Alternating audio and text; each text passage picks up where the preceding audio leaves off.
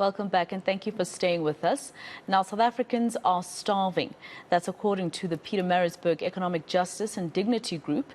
The average cost of a household food basket stands at a staggering 4,800 rand.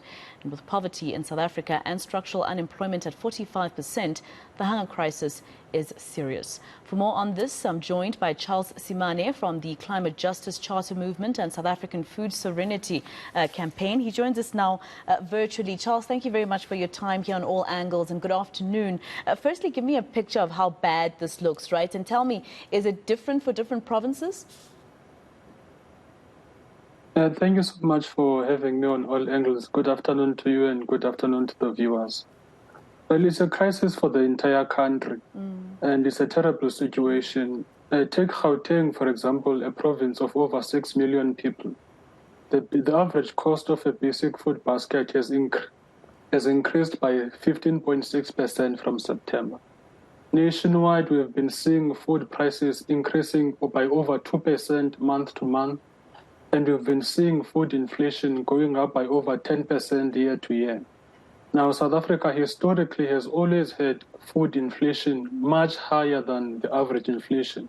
And this year we have a 13-year record high of inflation at over 7.8%. But the situation is even dire when you look at how this is impacting children. Now, we have 12.7 million children in South Africa who depend on the child support grant of 480.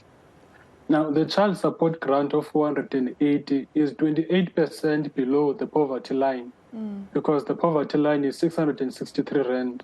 That child support grant is also 42% below the average nutritious diet for a child, which is 828 rand. Now, to make the situation worse, we are aware that in South Africa, many people who rely on the the child support grant, it doesn't just go to the child, but it supports the entire family.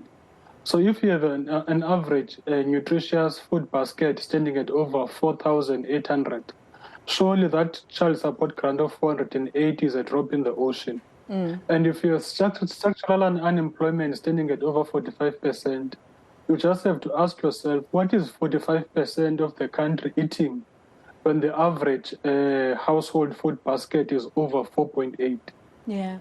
Mr. Simane, a little earlier on, I'm just looking for clarity because I heard you say a little earlier on that in Gauteng alone, the average food basket, the cost of it has gone up by 15.6% since September.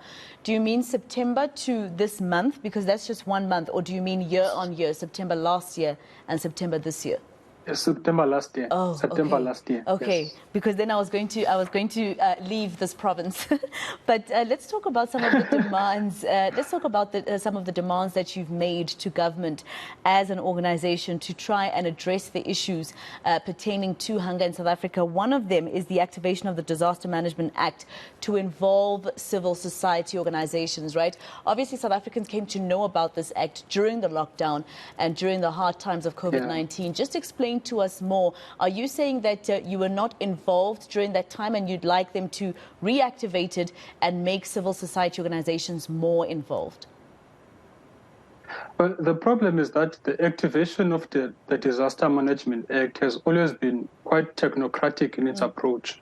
The state has not consulted civil society on the activation of the Disaster Management Act. And with the hunger crisis, we believe it has reached disaster levels. And it's time to activate that Disaster Management Act, and it's time to speedily give food aid to vulnerable children, to vulnerable households, as well as to vulnerable communities. Now, all of this has to be done in consultation with civil society, because the fact is we are a democracy, and in a democracy, the people must govern. Yeah. Now, the people are not governing if the government is only going to technocratically make all the decisions, decide when one thing is called a disaster, when something else is not called a disaster. This is a food disaster. People are struggling to survive. People are struggling to live. That 45% that is structurally unemployed, what are they eating? The fact of the matter is people are desperate for food, and we need to address this as it is, a hunger crisis. That is what we are saying. South Africa really is a country of many crises, isn't it? Just tell me, in terms of the universal basic income grant, this is something that has been called for by even economists from different companies, etc., that this would sort out our issues. But if you look at the fact that we had that social relief of distress grant, that at some point the Social Development Department couldn't even disperse for a month or two, there were people who are not receiving it. You know, how is this going to work in South Africa? Are we ready for something like that, or do you think that there's just no political will to try it out?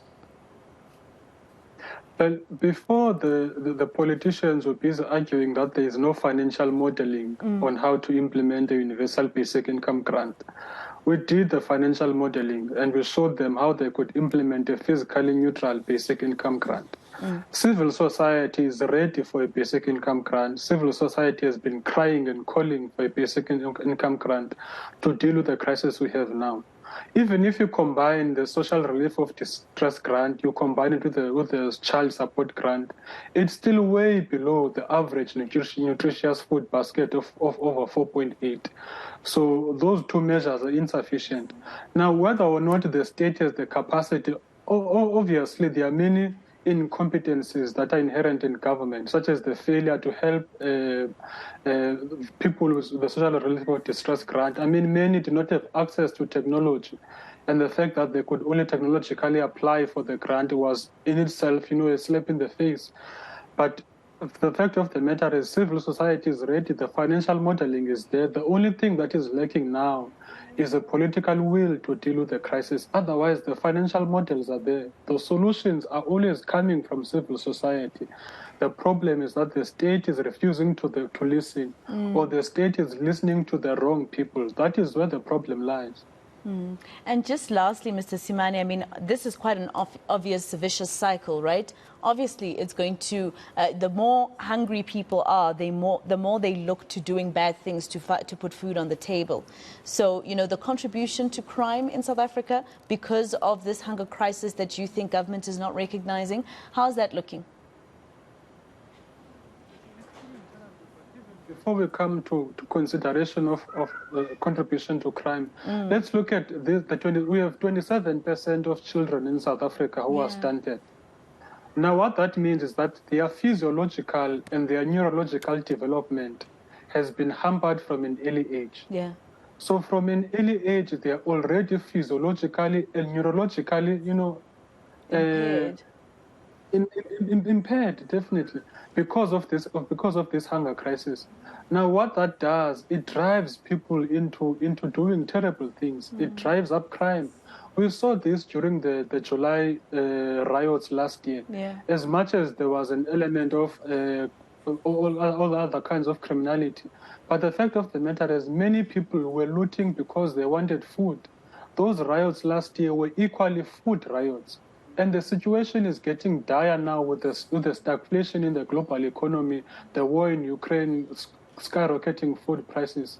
We are in a more precarious situation now than we were last year. And we can see a repeat of what happened last year at even more provinces than we saw. So we have to deal with this with the urgency that it deserves, because it is a national crisis. And it is a social crisis, and it's impounding on already existing problems, because we find that children and women are at the forefront. Now, we already have a scourge of femicide in this country. The hunger crisis is adding more to those multiple crises that we already have. And unfortunately, the state response has been a far cry from what is needed. Well, thank you so much for speaking to us. Hopefully the state does listen to civil society, because itself, it did say itself through Thabo Mbeki when he was still president that civil society is important. Thank you for speaking to us once again. That was Charles Simane from the Climate Justice Charter Movement and South African Food Sovereignty Campaign.